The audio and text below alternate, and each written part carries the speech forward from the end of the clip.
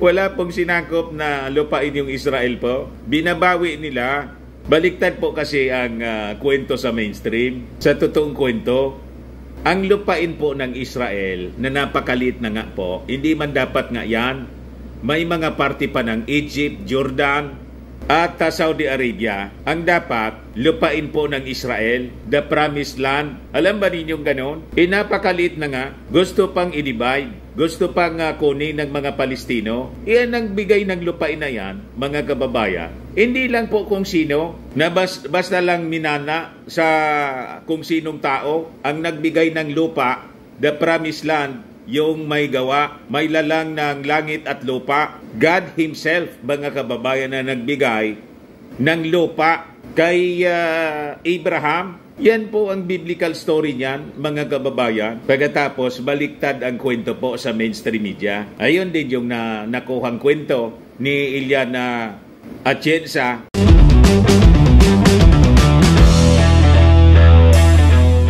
Ito naman po yung bago naming product na binibenta online. iGlow Serum, whitening po siya. Tingnan ninyo yung epekto sa aking anak na architect before and now. Yung mga inquiries po ninyo, dumiretso na lang kayo sa kanyang Facebook account, Riz Maravillas. Maiba naman tayo ng kwento, mga kababayan. Kwentong showbiz personality. Kasi sabi dito sa balita, yung anak ni Kim Atienza, na kick out daw, mga kababayan, doon sa eskwelahan niya sa Amerika. At sabi, naging homeless. Yan po. Anak ni Kuya Kim na si Ilyana na kick out, naging homeless sa US. Kasi nakisali sa anti-Israel encampment.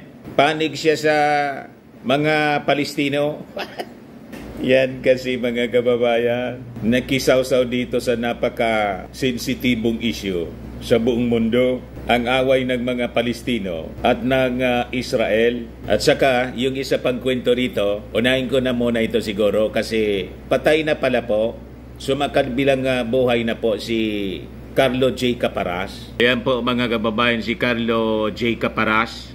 Carlo J. Caparas, comic strip creator and film director, dies at 80. Alam ko kasi, kaya share ko itong kwento sa inyo. Alam ko kasi na yung mga kaedad ko, yung mga batang 60s, 70s at 80s po, ito yung panahon ng kasikatan po ni Carlo J. Caparas. Hanggang 90s, kilalang kilala ninyo po itong direktor. Ako una ko siyang nakilala, mga kababayan, sa comics. Kasi ang hilig-hilig ko sa comics noon.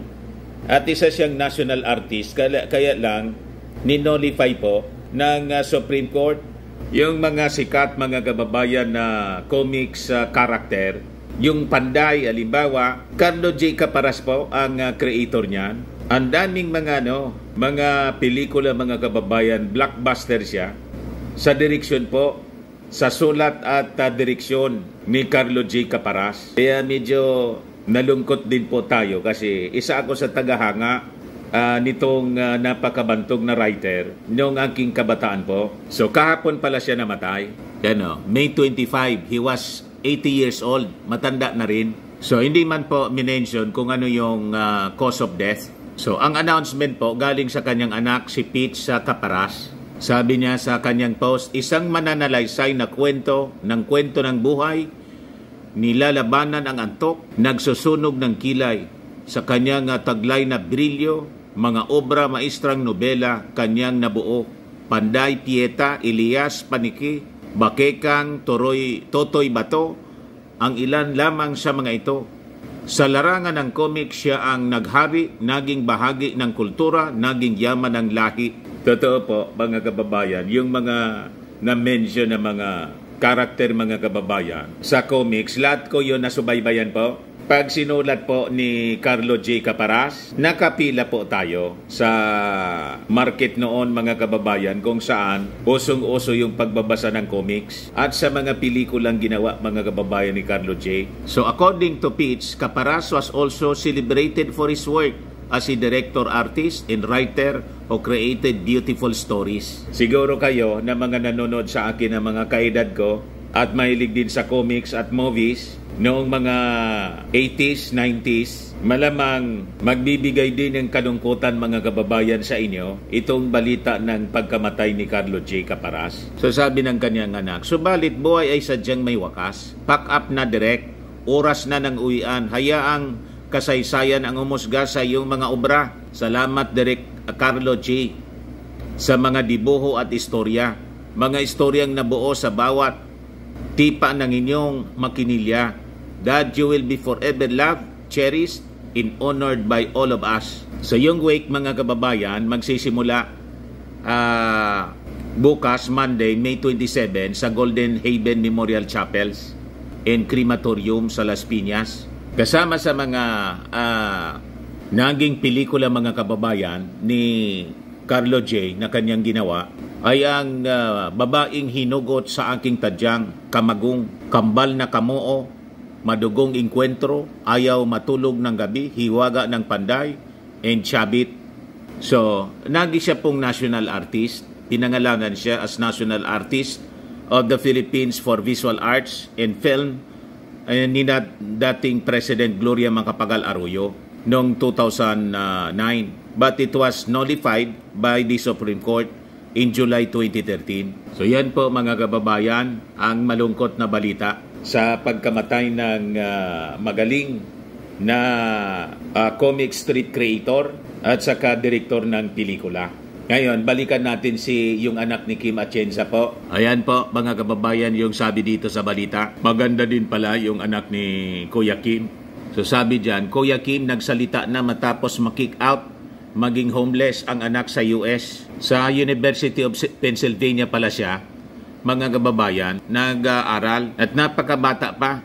19 years old pa lang pala mga kababayan. Itong anak ni Kim Atienza na si Iliana Atienza. Ano niya Mr. Maravillas yung dahilan? Yun na nga po, sumali po sa on-campus anti-Israel encampment na pabalita po sa New York Post. Sumikat siya doon. Ayon sa report ng New York Post, isa si Iliana sa 6 na mga estudyante na nasuspinde sa school campus noong May 9 dahil sa paglahok sa isang protesta laban sa Israel na nakikipagdigmaan ngayon against Hamas kasunod na mga nakakamatay na terror attack. Nakisawsaw kasi mga kababayan sa napakasensitibong issue at saka siguro hindi man ito nagbabasa ng Bible kaya hindi niya alam mga kababayan na mali yung kanyang posisyon.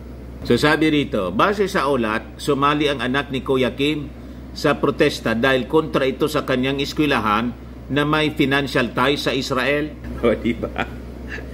Hindi kasi inalam muna. May financial ties pala. Siguro, yung University of Pennsylvania, sino-support mismo ng Israel.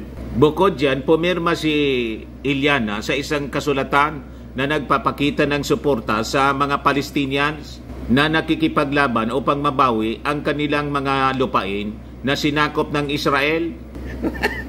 Wala pong sinakop na lupain yung Israel po. Binabawi nila. Baliktad po kasi ang kwento sa mainstream. Sa totoong kwento, ang lupain po ng Israel na napakaliit na nga po, hindi man dapat nga yan.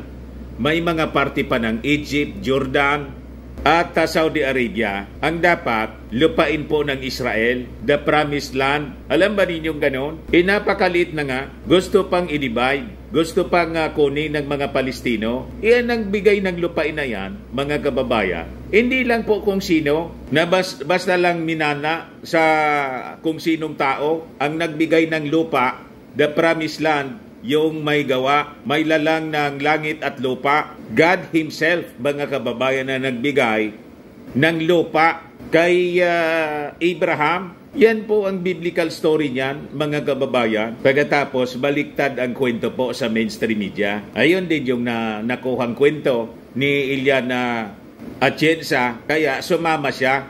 Ang suporta niya sa mga Palestino. Yung Hamas po, mga kababayan, noong October 8, nilusob po yung Israel.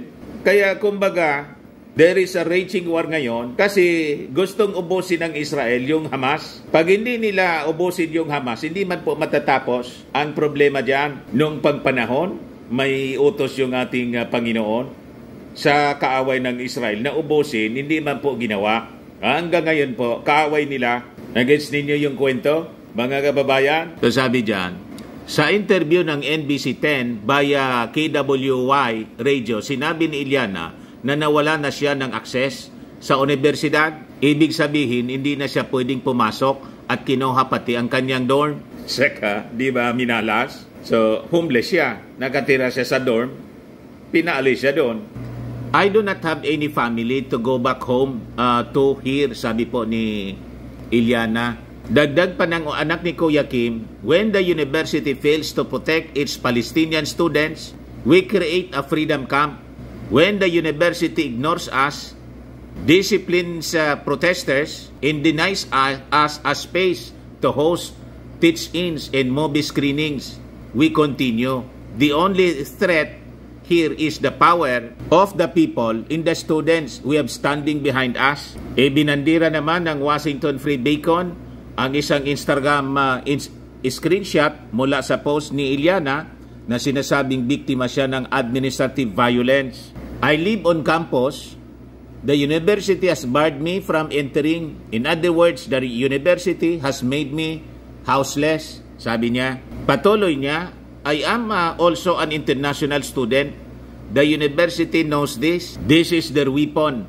I am so disappointed to be attending an institution that resorts to administrative violence. Dahil sa kontrobersya, pati pangalan mismo ng TV host, si Kim Atienza po, nadawit sa issue at may ilang international outlets ang kumwestiyon sa kayamanan ng pamilyang Atienza. O diba? Yan kasi mga kababayan, pati yung kayamanan nila dito. Nadawit na. Saad sa bahagi ng report ng Free Beacon, Atienza's father is not afraid to flaunt his wealth. In a recent Instagram story, he shared photos from a lavish first-class flight which boasted caviar service and a full shower. Hindi naman nagtagal, nagbigay na ng pahayag si Kuya Kim at iginiit na hindi naman daw pro-Hamas ang kanyang anak. Sinabi rin ng TV host na suportado niya ang suportado ng kanilang pamilya ang anumang advokasya ni Iliana. Ayan mga kababayan, ano niya Mr. Maravillas, ang ebidensya mo na ang lupain ay hindi inagaw ng Israel sa mga Palestino. Iyan po ang nasusulat sa Bible. Ang Bible po, historical, the most reliable book sa buong mundo mga kababayan. Ibinigay mismo ng Diyos na may lalang ng langit at lupa. So walang karapatan yung mga Palestino. Sila yung nag-okupa. Ang Israel po, paulit-ulit na sinasabing, occupier po. Wala. Hindi po totoo ang ganon. Binabaliktad po nitong mga Palestino and enemies of Israel, ang mga Israelis, sila yung occupier. I share ko ito sa inyong write-ups mga kababayan tungkol sa Promised Land para ma-educate natin yung mga kabataan. Sabi diyan, there is probably no more disputed real estate on earth than the land of Israel. Even calling it Israel will raise objections from some quarters. The Jewish people lay claim to the land because they first held possession of it millennia ago, and because God directly gave them the land as recorded in the Bible. So sinong makapag-question na ang may lalang ng langit at lupa at ng mga tao sa buong mundo at lahat ng nilalang, mga isda, mga hayop, mga halaman, siya yung may gawa eh. Sinong makapag-question sa ating Panginoong Diyos nang ibigay niya yan kay Abraham? Pagkatapos aangkinin ng kung sino-sino lang. Tama po? Diyos mismo yung nagbigay. Hindi lang siya basta tulad natin, minana natin yung lupa sa ating mga magulang at may titulo tayo. Hindi ganon po ang sitwasyon ng Israel. Diyos mismo yung nagbigay. Siya ang may-ari ng lahat. So siya ang may karapatan. Ibinigay niya sa Israel, ibinigay niya kay Abraham. So ang may-ari niya yung binigyan. Tama? So sabi diyan, in Genesis 12:7, God promises Abraham, who had just arrived in Canaan, to your offspring I will give this land.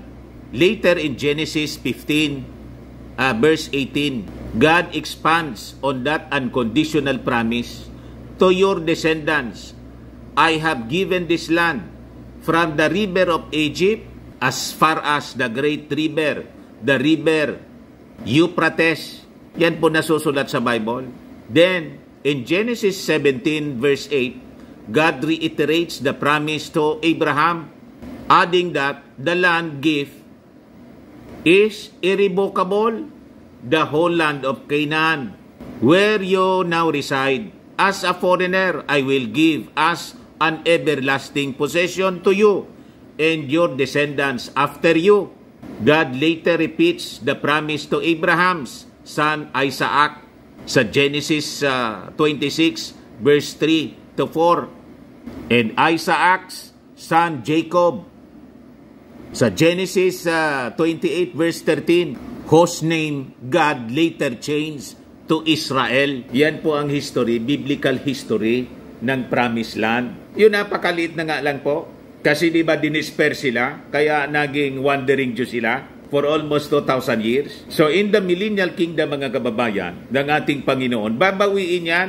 Yan kasi i-establish ng ating Panginoong Jesucristo, who is a Jew, ang New World Order na totoo, one world government from the land of Israel, from Jerusalem, the capital of Israel, mga kababayan. So sabi dyan, in the Abrahamic covenant, then God laid out the extent of the land that would belong to the descendants of Abraham, Israel and Jacob, a territory including all of Canaan and stretching from Egypt, to modern-day Iraq.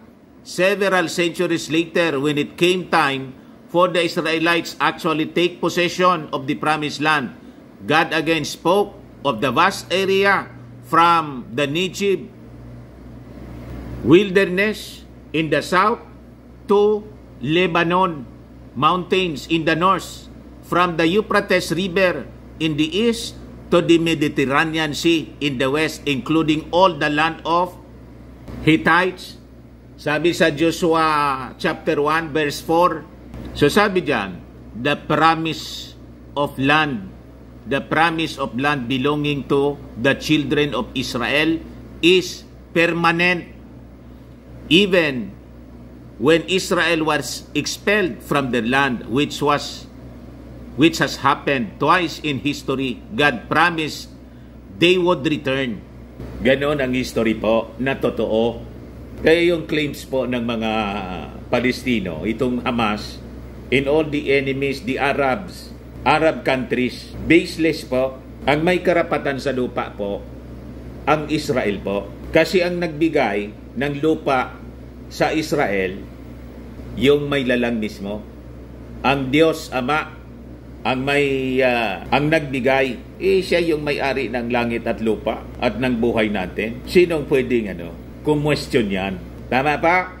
Ayan man lang, mga kababayan. Ako po si Dante Maravillas. Bye-bye. God bless.